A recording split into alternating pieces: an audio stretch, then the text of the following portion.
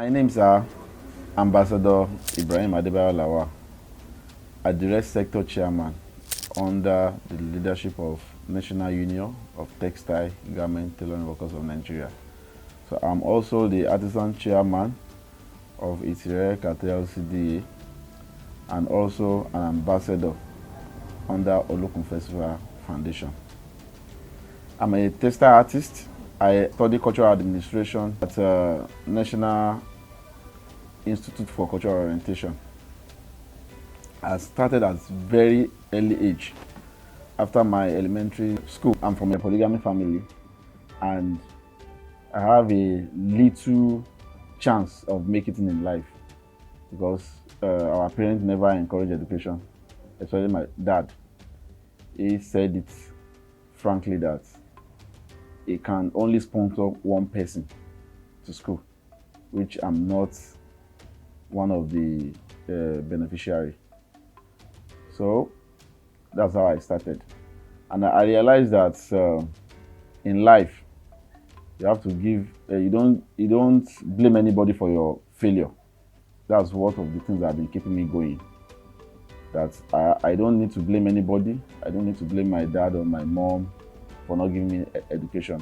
So after finishing my elementary school, I have to wait for like 15 years before I decided to enroll in evening class.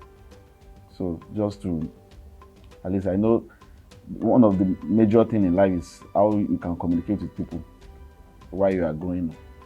So I started the evening class. So that's when I had my O level, and I tried to push again admission into University of Nigeria, but due to finance, I have to drop at my second year studying business administration. There are some immigrant workers living in Nigeria at that time, Senegalese. So I have to approach them that I want to learn how to make embroidery. And they say, but where are your parents? So I have to approach one of my dad's friends who happened to be a very close friend to my dad. So we went together and they allowed me, they said I can stay with them. So I learned the embroidery for 5 years. I was very young at that time. That was early 90s. So then when I finished, I have the privilege of working with Labanella. That's Labanella Fashion. That's the veterans, Princess Abba Folawiyo at Adebayo. I can remember vividly that the first time I stepped into the factory and I told her that I wanted to work as an embroiderer. She laughed and said, how am I sure that I'm competent enough to work with her? So they gave me a try, but the try wasn't enough. I was told that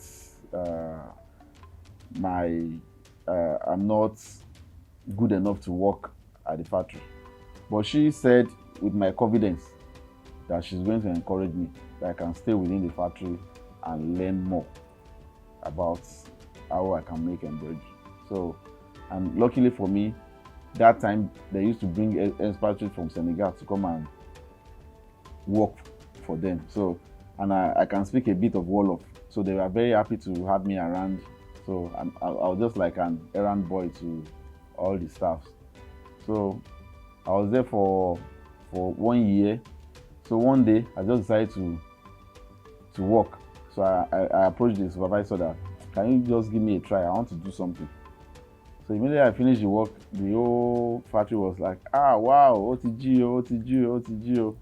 That's how I became a permanent staff from the casual staff. So they staffed me, I started making money, I started working with. Then I have the privilege of working with the richest woman in Africa, if not in the world. That's Rose of Sharon. So she's a friend to Princess Abba Folawiyo. So I worked with her too at Rose of Sharon before she invited me into oil business. So after leaving there, so I work with Franca Fashion, and it's until when I get to Jimmy King, where we are now. When I got here, this is where I realized that I have a lot of potentials, hidden potentials that I don't know. So because as an embroiderer, I have the foresight because I come across a catalog and I realized that that's about 25 years ago or 20. I was thinking that I saw some monogram machines. I was like, this manual embroidery that we are doing, it will get to a stage that it's going to be a computer thing, that if you don't have the knowledge of computer aided skill, you won't be able to survive in the industry. So when I got Jimmy King, that's where I learned how to do embroidery arts, like what you are seeing at the back. You can see my signature with my work.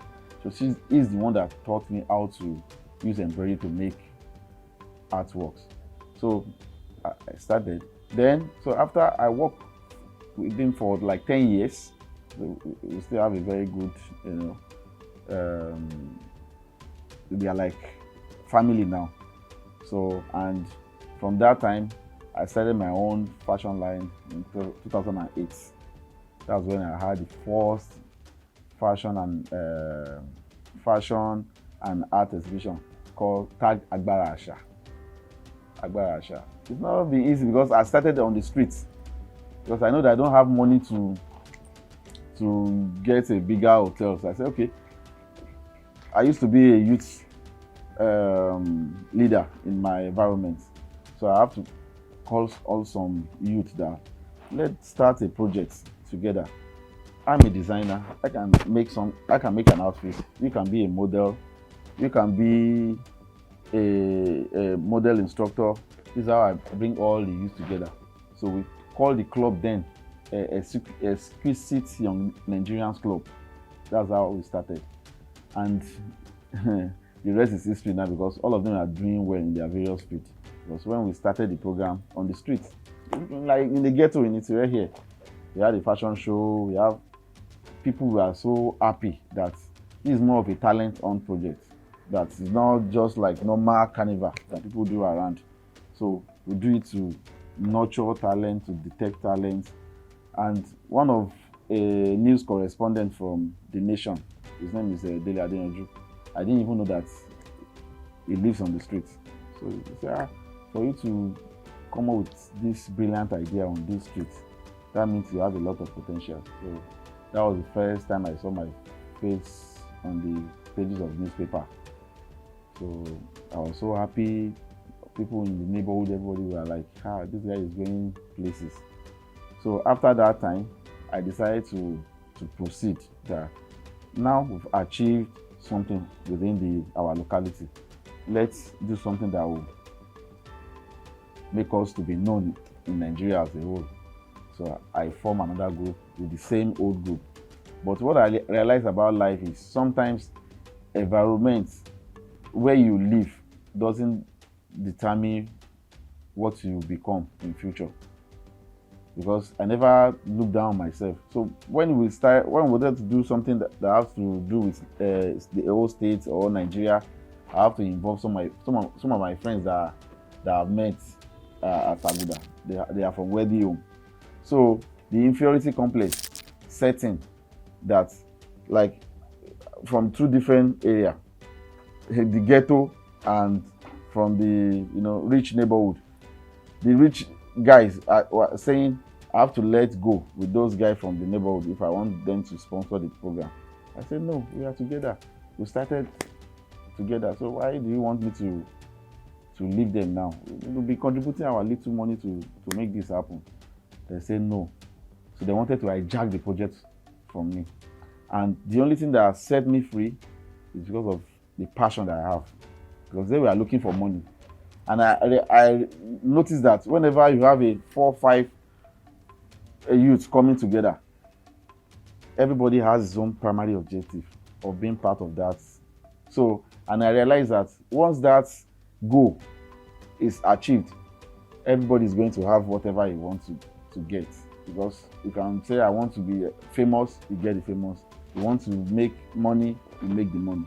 So the guy that wanted to hijack the project from me, they changed the letterhead paper, change my name from the project coordinator. He put his name, put his wife's name, his girlfriend's name, and So I approached the LTV and the channels that if they can assist us from media angle. And somebody told me from LTV that if I have to do anything, I have to do a set design for them free of charge. So the first one I did, that was the program of this Kabirisi Owurolawa. So I did the set. They said, no, it looked like a shrine that is not good enough. We have to remove it. And I made another one. And we had an agreement, not written agreement, oral agreement that, verbal agreement that we are going to, they are going to give me, I'm going to make appearance like 5 times before our project. I said, okay, fine. So the first time I came in for an interview, I'm already in the studio. Pasuma just came in and took the time. The second time, Lawal came in, they couldn't interview me. I was crying, something that you've already tell everybody that, I'm going to be on TV today, you watch me. I go home, people and say, you are a liar. They watch the program from A to Z, they didn't see you. So they disappointed me for the first time, second time, third time. So that was when this ambassador, what's his name? Martins. He's one of the crew there, one of the people that work with Kabirisi Owurolawa.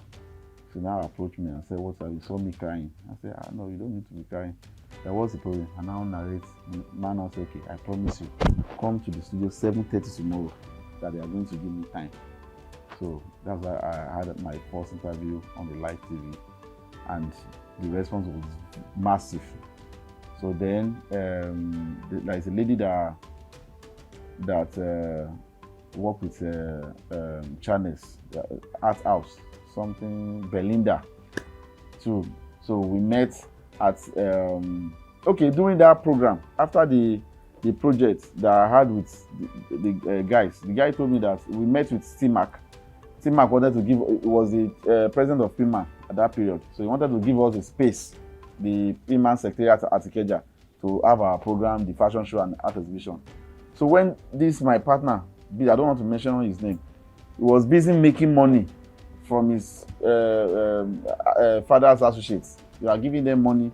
So when he had enough, one of the sisters now told me that this project that you are doing with my brother, I hope you are getting anything from me, because the guy just wanted to buy a new car now, and it's making a lot of money. But I realized that they don't carry you along anymore. I say I don't know. So when I now wanted to talk to him that, okay, now, so what's the stage we are now? I get to the house, the door is not locked. I just bang into the living room. I saw a lot of letters signed that my name is not part of the project, it's just his name and the girlfriend. So I now went back and knocked. So when immediately they hear my voice, they pack everything. I said, okay, so what are we going to do now? And I said, no, that we can't use PIMA's office again. The place is not conducive. We need to use terra culture or island because of the caliber of people that he had, collect money from. And the reason why he's doing it is because me, I don't want the guy from the neighborhood. I don't want to let them go, because he said if I want to make money with him, I have to sideline those guys that he's not ready to do anything with them. Yeah, no, we started together. So he said, and we have set a date. We have sent letters. So I'm the one taking letter with my legs going around Lagos to invite guests. Now, for just maybe 3 days to the event, he now said we are not using the place again, that we have to move to the island. So it's a big shock, and nothing happened. A lot of calls, and we are very lucky that a lot of people, big men, wanted to attend that program. One of them is Ambassador Segun DG of Central Black for African CBAC. That's Professor Tunde Abale. A lot of them, they were started calling. They go to the venue. That what is happening? Where is your venue? Do you change venue? And one thing that I appreciate about this airline is Baba Ambassador Segun Oshola and Professor Tunde Abale. Baba called me and said, you know what is happening? That I should write a letter of apology to him. I should write a letter of postponement and letter of re-invitation because he would love to be part of that project. So I have to meet with the payment president and I apologized and I told him everything that happened. So he now said we can still come back. We now set another date at the first program, and it was the guy that wanted to make money. But me, that I have a foresight that it's not about money. All the content that I make since that time, they are still relevant to today. Because after the program, CBAC invited me for a World Culture Day at Abuja. They paid for my flights. They lodged me at Transcom meeting, and I met with the minister one-on-one, met with the governor. So the rest is history. They took me to Brazil, so just to showcase me that this guy is, and the contact is still there. So if you are doing anything, passion is most important thing, because if you don't have passion, if you are talking about money, most of the people that are invested into this business, this craft business, because of money, they are nowhere to be found again. But when you have passion, sometimes you make some pieces of work. You don't want to sell them because of the love you have for the work. So I'm very happy that I have a lot of guys that I'm mentoring now, and likewise, people misunderstood me by once they say Agbara Asha, because like I don't know for now, he introduced me to a lot of his allies, abroad. And whenever they're having anything that have to be, strategic program about culture, they involve me. They keep saying Baba Agbara Asha, Baba Agbara Asha. I was like, I'm a young guy, and I'm not Babalao. If you're talking about Agbara Asha, I'm referring to power of culture. So because I'm so passionate about African material culture. So that's my field. So I make I make crafts. I produce textile with African motifs. So I'm happy that you give me this opportunity to say my story. Thank you. Anybody I meet on the road to success is not by accident. It's for a purpose. And I'm happy, I'm fortunate to be one of the first beneficiaries to this project. And I know it will not end here. And the sky is your stepping stone.